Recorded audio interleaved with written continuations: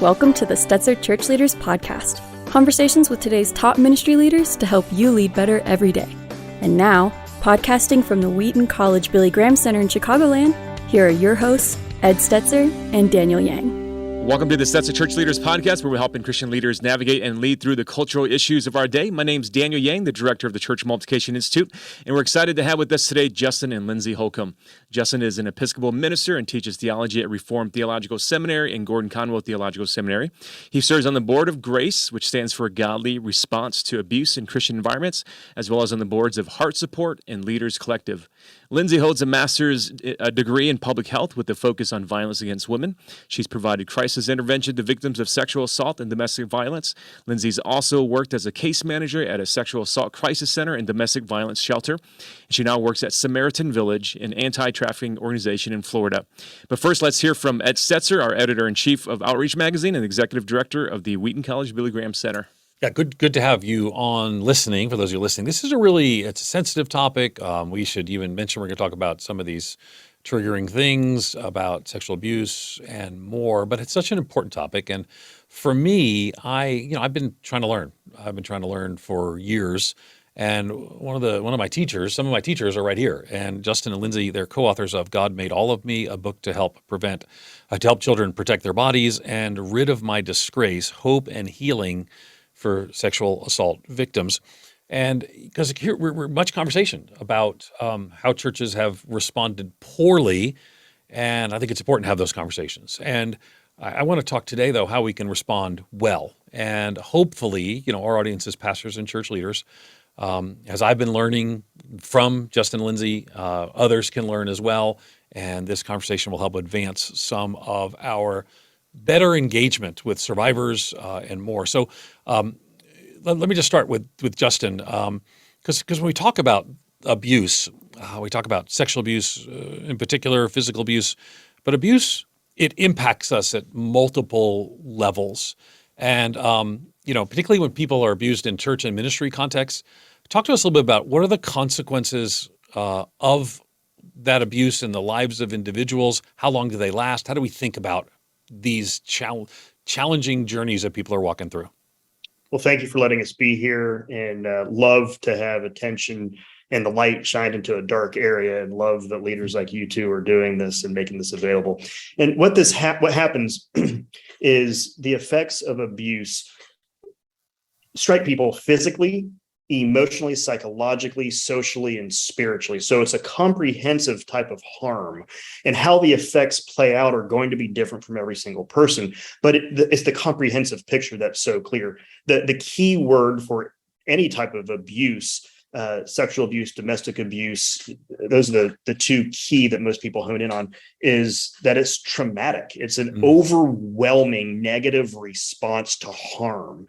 And the key spiritual effects are a deep sense of distorted identity or self-esteem. Just someone's self-worth is just ground into the dirt.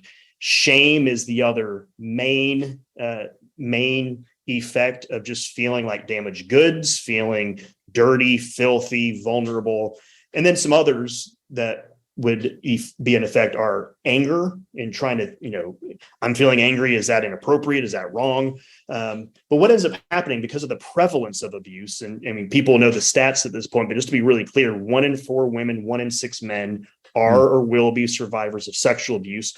1 in 5 women and 1 in 20 men are or will be survivors of domestic or intimate partner abuse, and 1 out of 5 children are sexually abused before their 18th birthday. So the prevalence is so high. So that's why having this conversation with church leaders is so huge, because I just keep on telling church leaders, pastors, look into the congregation and divide by 4.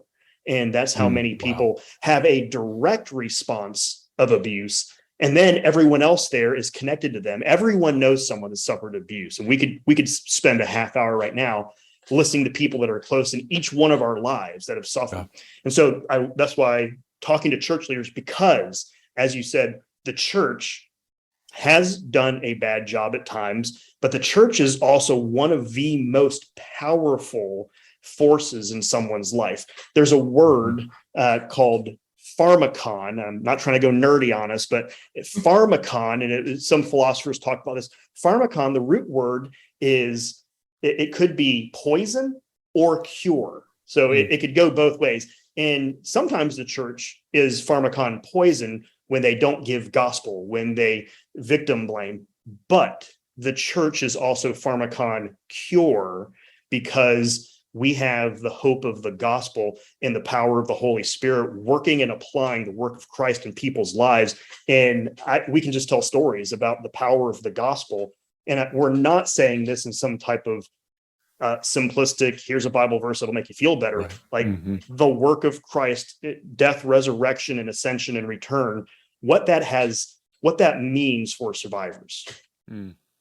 Well, and that's what your book that you co-authored together, Rid of My Disgrace, really gets into. So, Lindsey, when you all wrote Rid of My Disgrace: Hope and Healing for Victims of Sexual Assault, I mean, you really talk about God's grace bringing healing to survivors.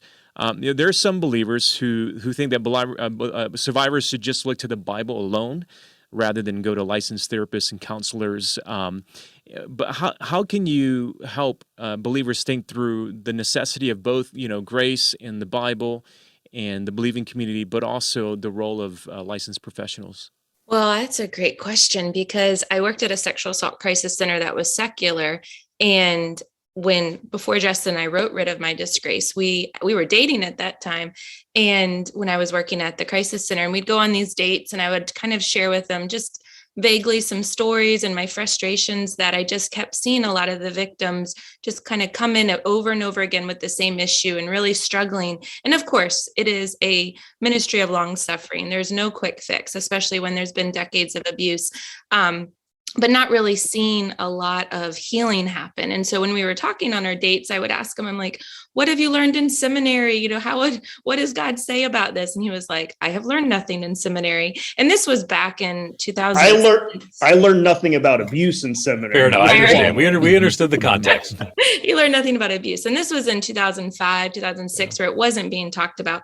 But, and so we slowly started kind of really looking through scripture and what does God say about abuse and his response and his righteous anger, and how does Jesus apply healing, and how does that all kind of fit into the story? And thus the book was kind of born, and just realizing there really wasn't anything on the market. But I always tell pastors and parents and survivors, like, of course, like scripture is essential. Like apart from Christ, like we have no hope, and we believe hope and healing because of the life and work of Jesus. And so, but a lot of times survivors need someone to walk alongside them and unpack a lot of the myths and misconceptions they've been carrying around, a lot of the lies, a lot of the terrible degradation that they have just been shouldering for years or even a month. And so having a trauma-informed, a theologically robust counselor, a mental health provider that can actually walk them through a lot of their questions, a lot of the lies they've been carrying around that maybe their abuser had told them, is so key, rather than just, here, take this Bible and go on your way.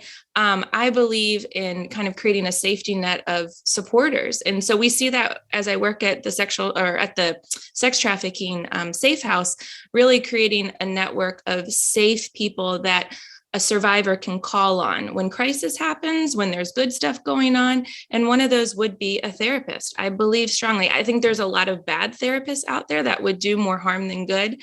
But there's a lot of really great ones that are, like I said, theologically sound and robust, that understand trauma, that understand the complexities of domestic violence, of sexual abuse, that can come alongside a survivor and do a lot of real great healing. Well, can I jump in just because Yep, I learned from Lindsey? In addition to the licensed therapist, I remember Lindsey saying, "Oh yeah, we're working with people on financial literacy and helping balance checkbook and getting legal assistance and medical assistance and vocational assistance." And I started seeing how robust it was. And as a pastor, I learned that when I started meeting with someone and they were a survivor of abuse, I had, immediately, okay, let's get an expert who knows how trauma works in someone's, with their memory, with their biology of how chemicals in their body and their mind work. And then started working with doctors and just encouraging people to go to their medical doctor and do a vitamin check and make sure all their levels were okay. So we actually created a team because I thought counselor, doctor, spouses, family support, pastor. So I played a role as a pastor, and I got to stay in my lane where I could do what I could really do, and then work with the therapist and I worked with the doctor and be a team. And it actually helped shoulder the burden that we were all shouldering for those survivors. And so that was just a great picture that I learned from seeing how comprehensive the care was that Lindsey was doing in these other settings. Yeah, and I would say that, you said they didn't learn anything in seminary about responding to abuse. I don't know that I did either. And mine was a little longer ago than yours, but I don't remember learning anything. And even just the last few years, for personal reasons, I started to learn more and to share more and try to encourage pastors. We recently just taught a class and we read Redeeming Power, Understanding Authority and Abuse in the Church, Diane Lemberg's book, and kind of talk through some of these issues that we're all trying to do better on. I love the language used about it, like a team of care. So here we have a situation where, let's say someone comes to someone in the church, maybe to a pastor. Most of our audience is pastors and church leaders, and so someone comes. How might we respond to bring that team of care and concern? Someone comes and indicates they've been abused. Help us, because again, I would think that this is not something I learned in seminary. It's something that probably is just a few years old. I've been learning about, and hopefully I can share the learning you have with our audience. How might they respond? Let's first go to Lindsey and then go to Justin. So one way pastors can respond, of course, the first one is always saying, I believe you. I'm so glad that you are coming to me and sharing this with me. It's an honor and a privilege to come alongside you. With any individual, whether it's sexual abuse, sex trafficking, domestic violence, it is imperative that a pastor or caregiver or whoever is coming alongside and walking through this is constantly giving back agency to the individual, male, female, child, while at the same time presenting options. Because oftentimes when you're in the midst of trauma, you're just in fight or flight mode and you don't know, what's next apart from just the next hour. So really thinking down the road of what do I need is really tricky. So if a pastor could say, hey, here's some options of things that I think could be really helpful as we kind of pull together some different people that can care for you and come alongside you, like Justin said, so it doesn't fall all on the pastor's shoulder, because that will create a lot of burnout if you're trying to carry everybody in the church. Rather than saying, let's create a support team. So creating kind of a list of options. And that really is on the pastor to go ahead of a situation and make connections in the community. So they know, hey, this is somebody that I have vetted and I feel like they really understand and I really trust them, but here's a few options. And I want you to think through them. We can call them together. We can go together. I can, especially if it's a female, maybe we've identified some people in the church that have been trained around these issues that are volunteers or paid staff that can step in. So it's not just a male pastor with a female survivor. So that's a basic kind of initial one. I'm sure Justin's got a few he can add. Well, I want to go back to your first point. Okay. The moment of disclosure. This is something I want every church leader, pastor, and Christian to hear. The moment of disclosure is a key moment when the person, and that's a technical term, but it's pretty clear. It just means when the person discloses part of the story. And so the moment, what happens is most people, that's why Lindsey said how powerful it is to say, it's not your fault, I believe you. Mm-hmm. And so all of the research, all of the psychological research says the moment of disclosure, the two key things that help people in their healing are being listened to and being believed.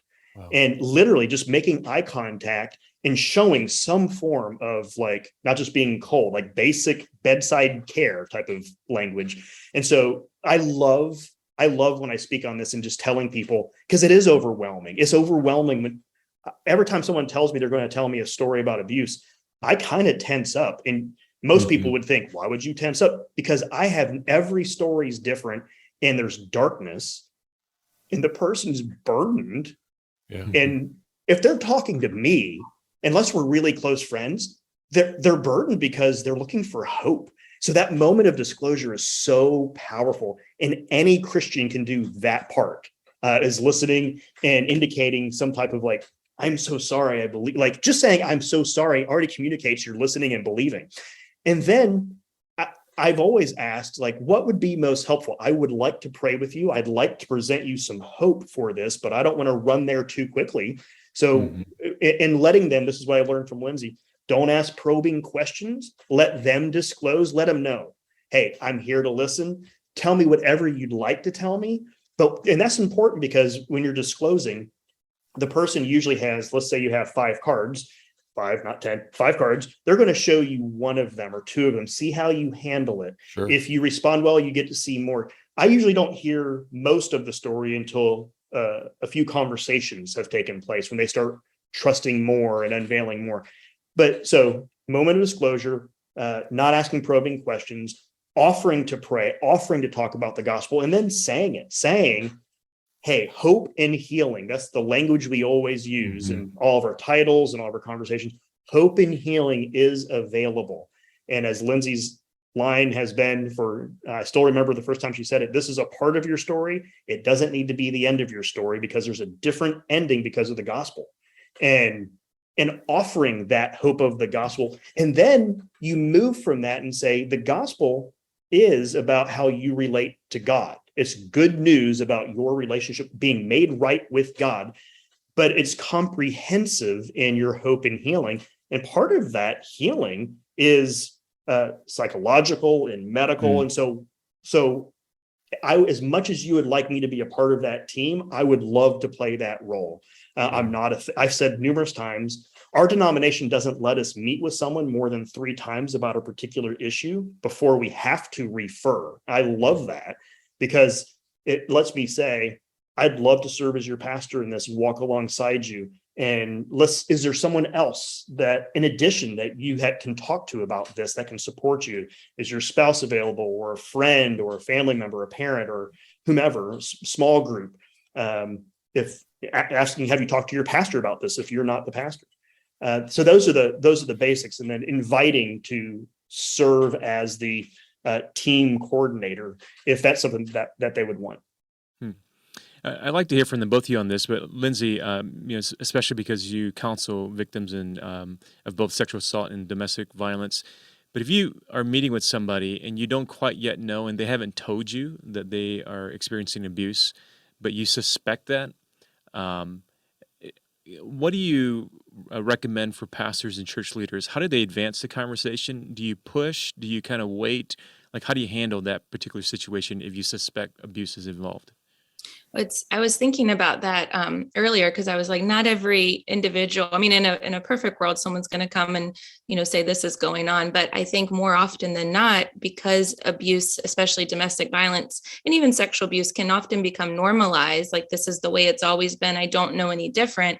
There's not language to really identify what is happening to the individual. So I would say, for a pastor who has a suspicion, for an adult, we'll speak about adults and then children, but a pastor who has kind of an inkling that there might be domestic violence going on or sexual abuse, it is really important, especially around domestic violence, that the pastor is not bringing the spouses together. And This sounds probably pretty simple, but we've seen it done, and we've heard it done a lot, where they will bring in the couple for couple counseling and pastoral care. And that's really dangerous, because now you have the victim sitting in there with their abuser.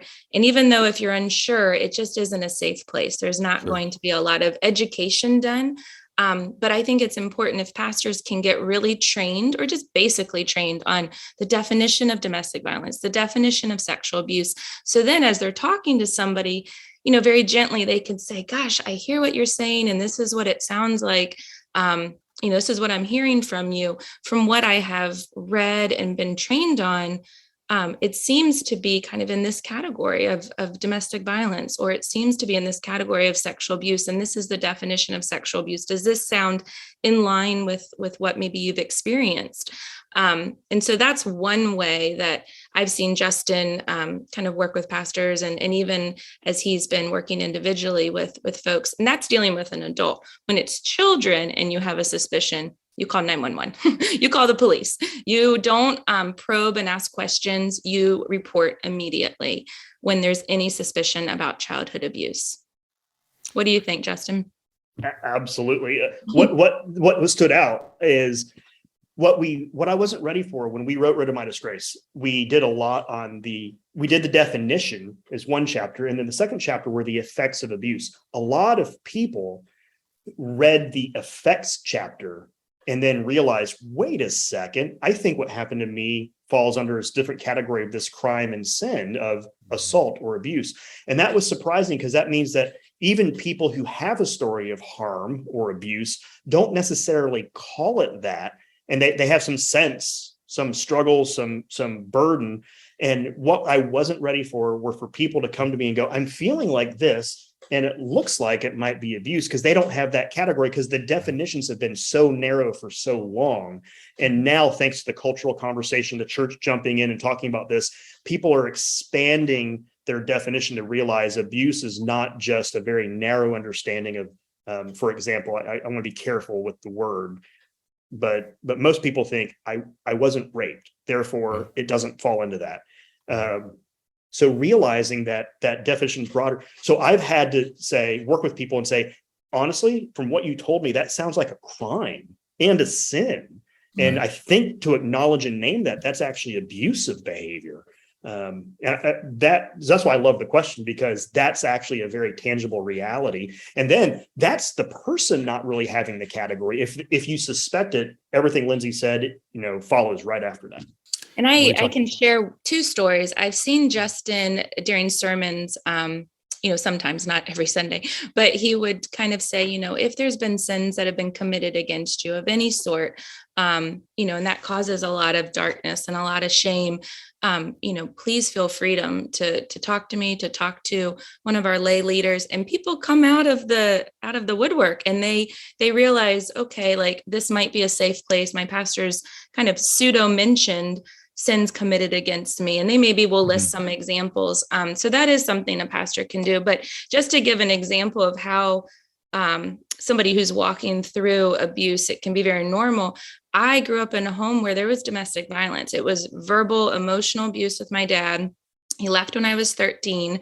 And then I went on to date a guy in high school who was verbally and emotionally abusive. But to me, that was normal. That was just how you interacted and related. And it wasn't. And then I go on to college. I'm an educated individual who has traveled. I feel like I'm well read. I feel like I know a lot. And then oddly enough, I call it God's providence. He brought me to work at the domestic violence shelter. I thought, oh, I would like to work with those ladies. Like, that sounds like a really great place to serve. And as I'm sitting in the training and they're going through kind of DV 101, I literally felt like I got slapped in the face, and I was like, this was my dad. Like, but he wasn't hitting my mom. He wasn't throwing things across the house, but we fell within the definition. So I use that example to say, I think 9 times out of 10, the pastors are going to have to be doing education about, hey, this is what I hear from you, or this is what I think is going on.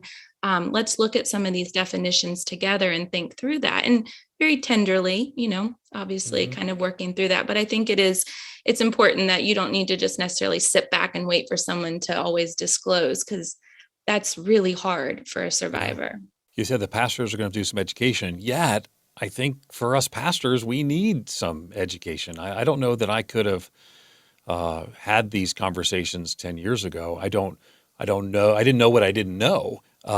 And now we're being informed, and then we're talking about being trauma informed. I want to talk about that in just a minute, but let me remind you, if you're listening, that there are 2 books I want to encourage to you. I already mentioned Diane Langberg's book, but let me mention that what Justin and Lindsey have written together, God Made All of Me, a book to help children protect their bodies, which I think I had the privilege of endorsing, and we've talked about this on a couple of programs. And then one earlier is Rid of My Disgrace, which I read and was deeply moved. I wept when I read that book, just full disclosure. Rid of My Disgrace, Hope and Healing for Sexual Assault Victims. So informed, clearly, and hopefully people are listening to this podcast, pastors and church leaders, will then say, I want to learn more. And again, get those books, and there are others. But and particularly with the number, we talk about 1 in 4 women, we talk about 1 in 6 men. I mean, this is a substantial number of people in your congregation. But now we're hearing new language, like being trauma informed. And that's new. I want people to be informed about some of the dynamics of abuse. What does it mean to be trauma informed? Can you unpack that some for us? Yeah, I love that we're talking about that phrase because it's being used a lot. So let me give you a definition of trauma, and that helps because there's three dimensions to trauma. Definition of trauma, and this is kind of boilerplate. So this is not our definition. It's an individual trauma results from an event, series of events, or set of circumstances that is experienced by an individual as physically or emotionally harmful or life-threatening, and has lasting effects on the individual's functioning and mental, physical, social, emotional, and spiritual well-being. That is from the Substance Abuse and Mental Health Services Administration. That is the concept of trauma.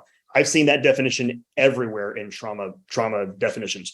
There's three dimensions to that there's an event. There's a trauma event, and it could be exposure to or experience of. There's an event. That's part one. It's an experience of trauma. The person actually, there's a subjective element. The person experiences that as a traumatic event. Not all people that have a traumatic event happen experience it as traumatic. You just heard Lindsey describing her own story until she realized, wait a second, that is. And then there's an effect. Trauma always comes with adverse effects. So event, experience, and effect are the three dimensions of trauma. And trauma affects survivors comprehensively: bodily, health, emotion, psychological, spiritual, social. And what happens with trauma is how memory works. That's the key thing for being trauma informed, is that trauma memory is different from typical memory. In trauma memory, your body remembers because that memory hasn't been processed in your brain and in your mind the way that most memories do. It doesn't get processed like other memories. And so it kind of resides, and you relive the memory as opposed to just seeing it in your mind at a distance. It's actually right in front of you. And there's so many effects. People have experienced trauma. You have increase in depression, suicidal ideation, post-traumatic stress, alcohol abuse, drug use. And so you start seeing how the effects play themselves out. So trauma informed is being aware of what is trauma, and what are the effects, and then what are the possible helps for someone who's trauma informed, helping them. And that's where specialists need to be involved, because what's not helpful is some type of hyper spiritualized, let's go back and heal that memory. Like a therapist can do that, but I have no business going to that person and saying, hey, how about closing your eyes? You, me, and Jesus will go back in time and kind of relive that memory. That's where we're diving into the deep end, where specialists need to help process that memory and heal it. But to be trauma informed, there's actually, I said earlier on, there's the churches can be the poison or the cure. And the reason that we can be a cure, and what I mean cure as a theme, not like we're the cure, obviously, but I want to be careful on that. A lot of trauma specialists have said, hey, Christian trauma specialists, scripture is really important because it offers a big narrative in which that person lives. And so the way we would talk about the narrative of scripture is God's story of redemption, and we are in it, but there's something that came before us and something that came after us. It gives them a place in a larger story that's not just their entire story, and God plays a small role as a character in their life, but they're under this narrative. Or the fact of the cross. Trauma specialists, trauma-informed theologians have said there's something really powerful that the second person of the Trinity takes on human form and experiences trauma on our behalf. He experienced physical trauma, spiritual trauma. He was humiliated. He was physically traumatized. He was emotionally traumatized. He was verbally traumatized. There's something too, and Lindsey and I have seen it when people, they go through Passion Week and they start seeing what Jesus went through. Survivors of abuse, it can be activating or triggering, but it can also be healing in the sense, wait a second, the God-man of all people gets my traumatic experience better than anyone else in the entire world. And that's the whole point of the gospel, is the incarnation of the person and work of Jesus. And so what's beautiful is that something that we take seriously, the inspired word of God and the narrative of redemption, that's a huge gift. The person and work of Jesus, the God-man, that's a huge gift. And so we actually have resources in our faith, in our Christian tradition, that are wonderful tools for people who need trauma-informed care. So how can we as pastors, most of us are not trained, and because of the lack of training, we want to engage partners in mental health. But how can we as pastors be more trauma informed? Maybe not using that term because I think that maybe claims more than we might be able to claim. But how might we prepare ourselves better to walk alongside people who've experienced trauma and to be more informed about those trauma realities? Lindsey, let's go to you, and then Justin can weigh in as well. Sure.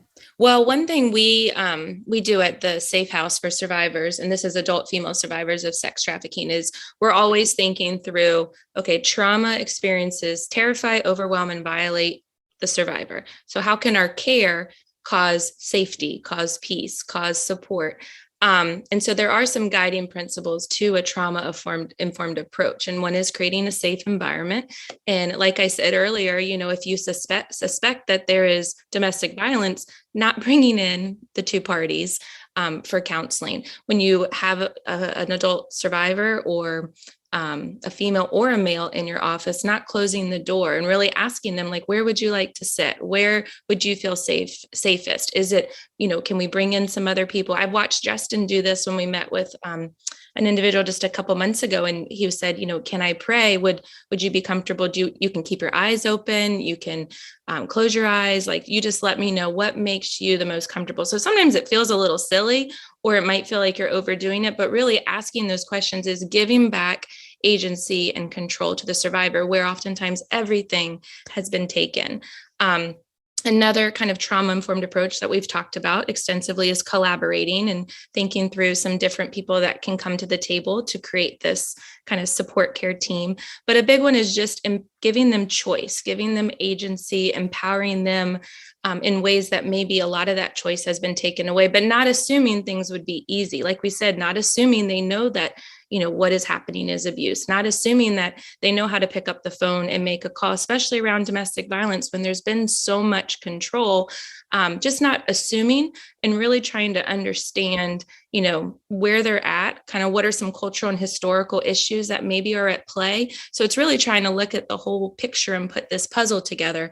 But it's okay to ask questions too, like, what can I do? How can I help you? All the time, realizing that it's not your goal to quote unquote fix them, but to come alongside them. And Justin, I always say this is a ministry of long suffering, of walking alongside them, and of course, creating the team so that you can minimize burnout and so you can be available to other people. But those are some key ones that I would think through, is really just some basics. Like I said, the door, asking questions, who would you like to meet with?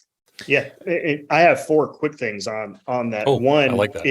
is training. So what can pastors do? Something that we started doing, and this is, I'm almost embarrassed to say that this is only 3 years going, and I've been serving where I get to serve clergy. I've been doing this for 10 years, and a therapist who's one of my friends said, "Do you guys have like a crisis trauma training for the clergy?" And I said, "No, we don't." and she said, "I'll do it for you for free." And she will come in and she does a half-day training on what's crisis triage and what is trauma, big T trauma, small T trauma, and crisis responses.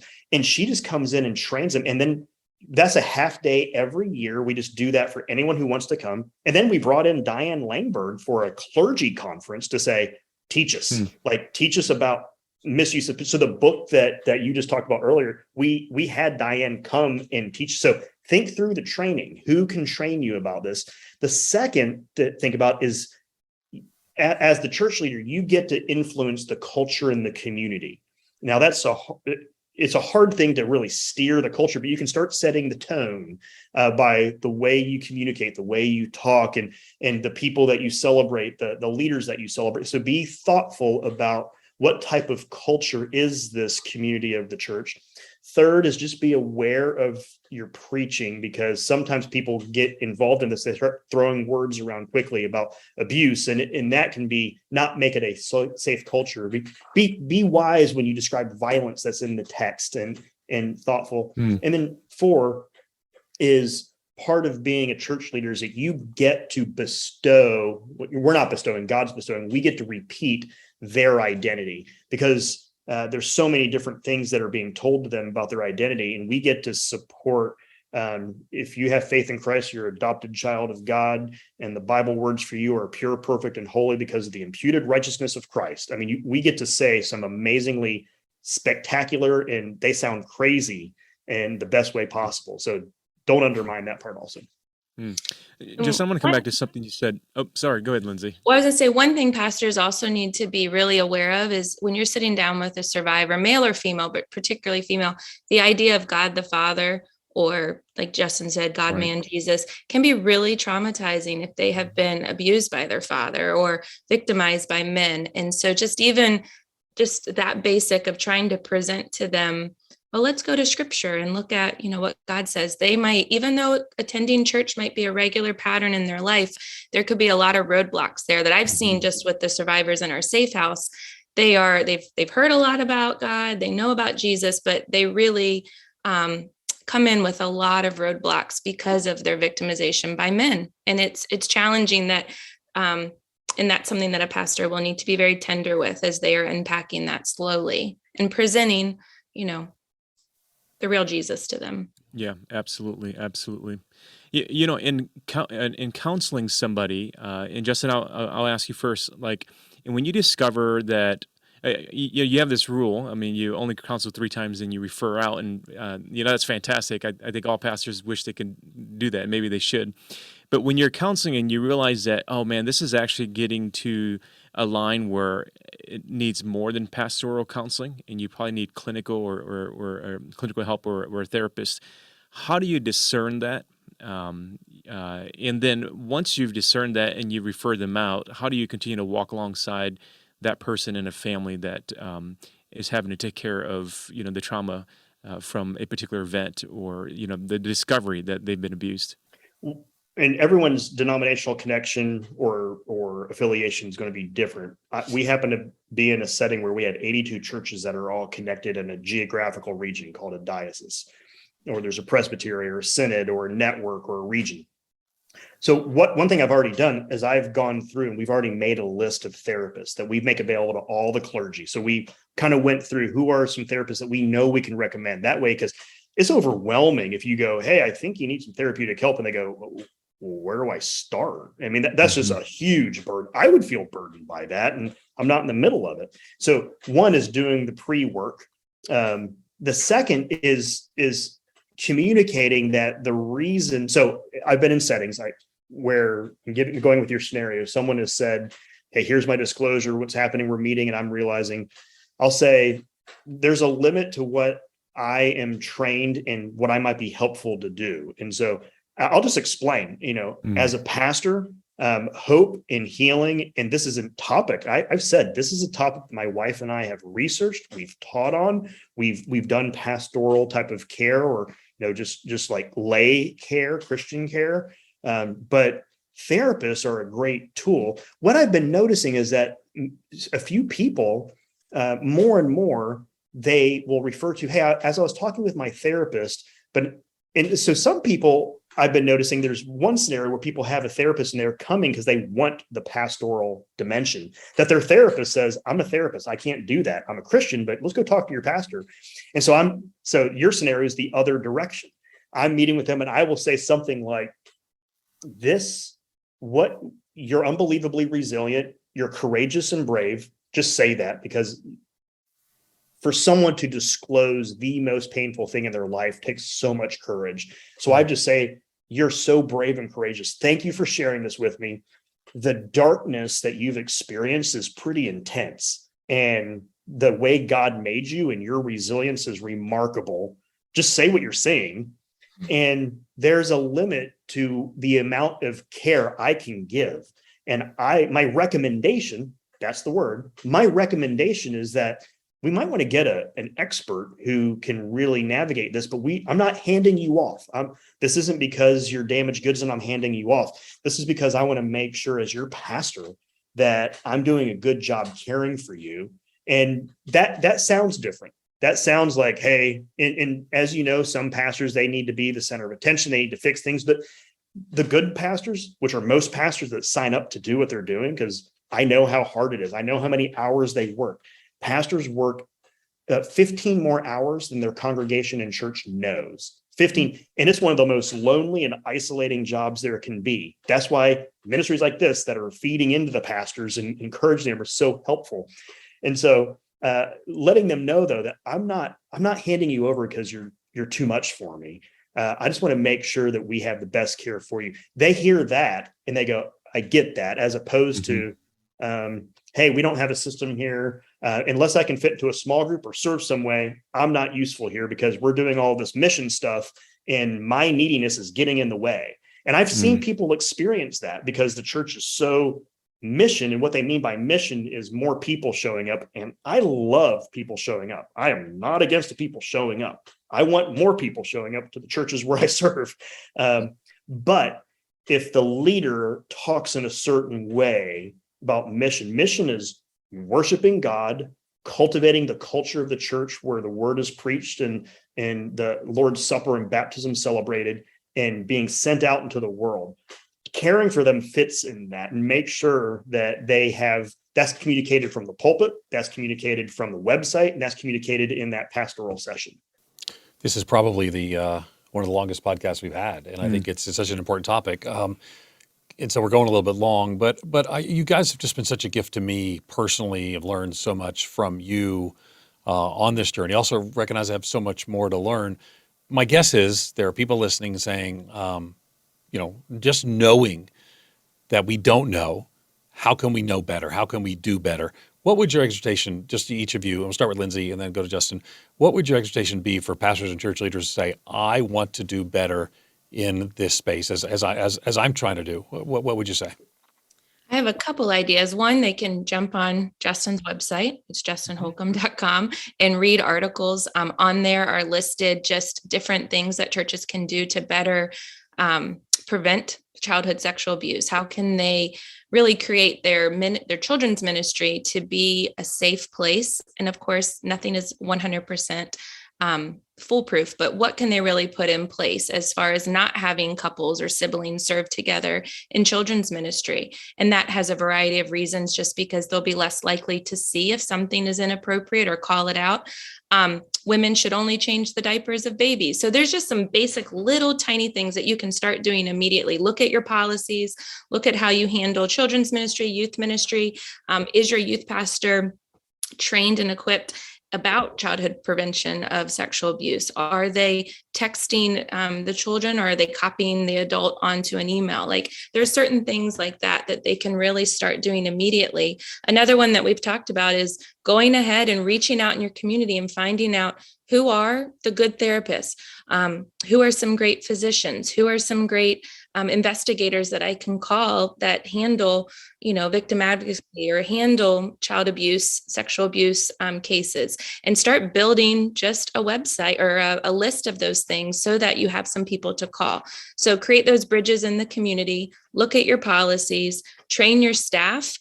Definitely any volunteers, my goodness, do interviews, do background checks, get references. Don't just stop at a background check. I always say you need to probably have 3 pieces. It needs to be a number of references, a number of calling those references of different unique people, not just friends.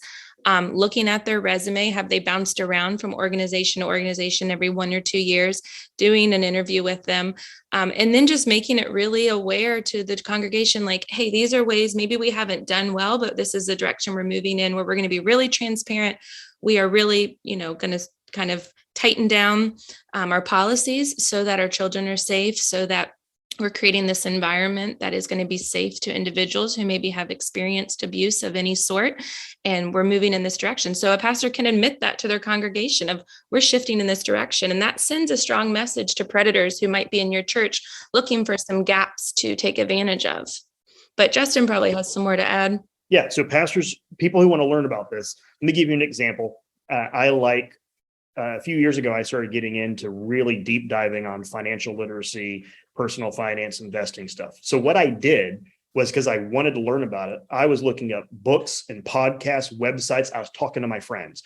So I just think of, I need to learn this. How do I solve this? So one is, what are the resources? The first place to start are books. There's many books from New Growth Press on abuse. There's small 3,000 to 5,000 words on different types of abuse. There's our book, Langberg's book. I mean, the past 10 years has been shockingly encouraging of how many resources are now available. When we first wrote our book, it was 10 years ago, 11 or 12 years ago.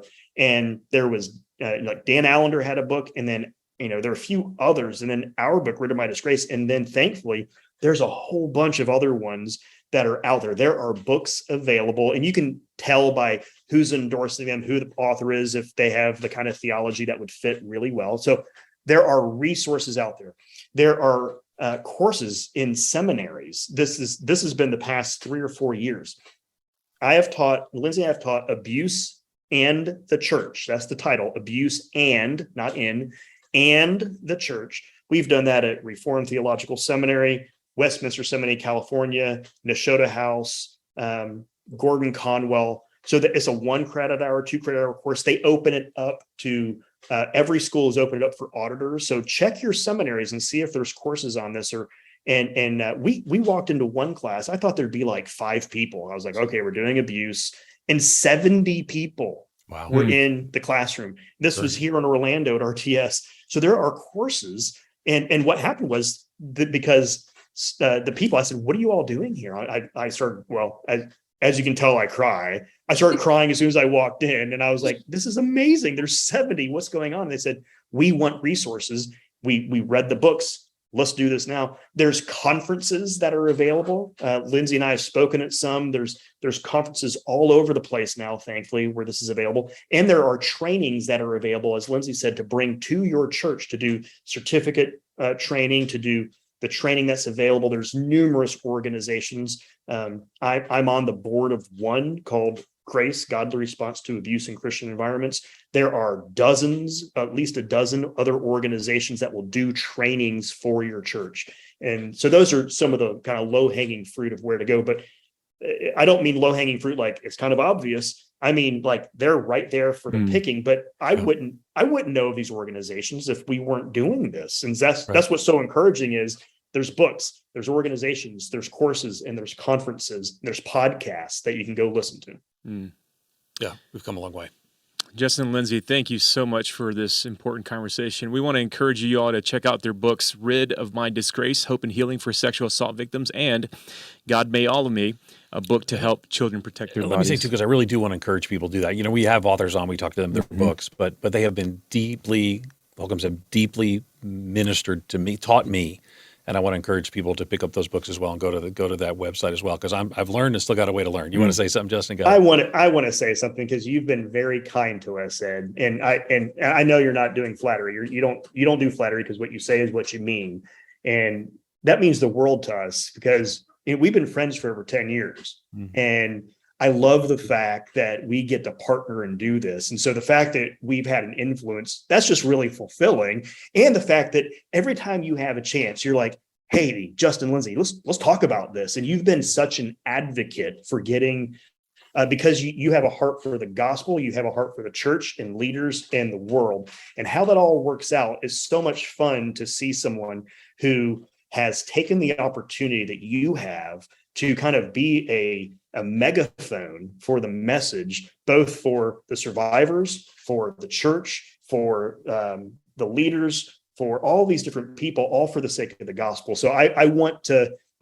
also say thank you to you for the way that you've done this. You have been a wonderful advocate, and I'm grateful for what you've done over the 10 years that we've been teaching you. So You're kind.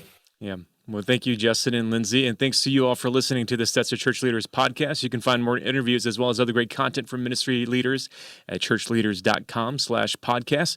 And again, if you found our conversation today helpful, we'd love for you to take a few moments to leave us a review. That'll help other ministry leaders find us and benefit from our content. Thanks for joining us. We'll see you in the next episode. You've been listening to the Stetzer Church Leaders podcast. For more great interviews, as well as articles, videos, and free resources, visit our website at ChurchLeaders.com. Thanks for listening.